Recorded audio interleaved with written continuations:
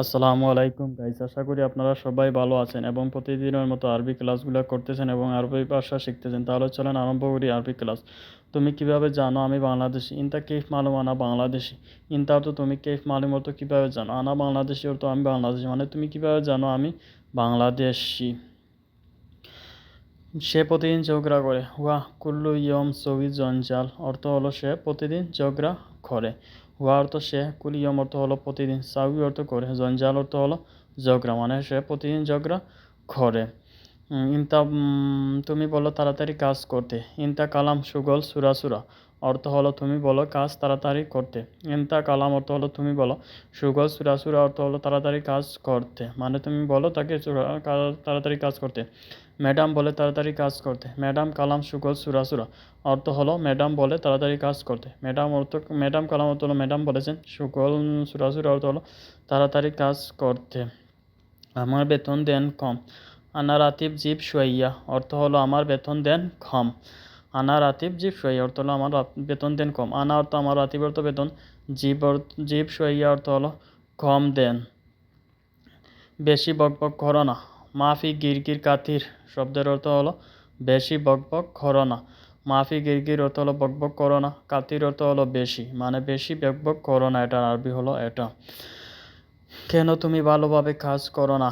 Lace ইনতা সুগল মাফি কোয়েস অর্থ হলো কেন তুমি ভালোভাবে কাজ করো না।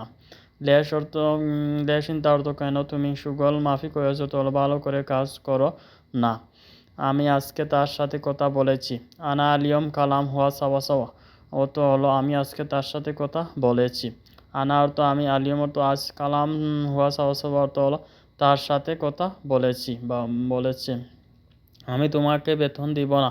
আনা মাফি আতি রাতি বিনতা অর্থ হলো আমি তোমাকে বেতন দিব না। আনা অর্থ আমি, মাফি আতি অর্থ দিব না, রাতি অর্থ রাতি বিনতা অর্থ বেতন তোমাকে, মানে আমি তোমাকে বেতন দিব না।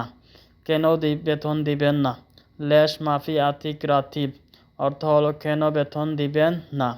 লেশ অর্থ কেন, মাফি আতিক অর্থ দিবেন না, রাতিব অর্থ হলো বেতন, মানে কেন তুমি বেতন দিবেন না।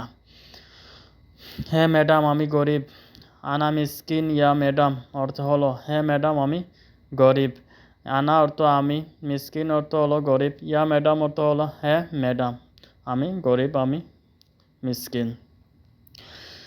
আহমদ তুমি কোথায়? আহমদ ওয়েন ইনথা অর্থ হলো আহমদ তুমি কোথায়। আহমদ অর্থ আহমদ ওয়েন ইনথা অর্থ তুমি কোথায় আহমদ, আরবি শব্দ অর্থ। কত তালায় তোমার রুম?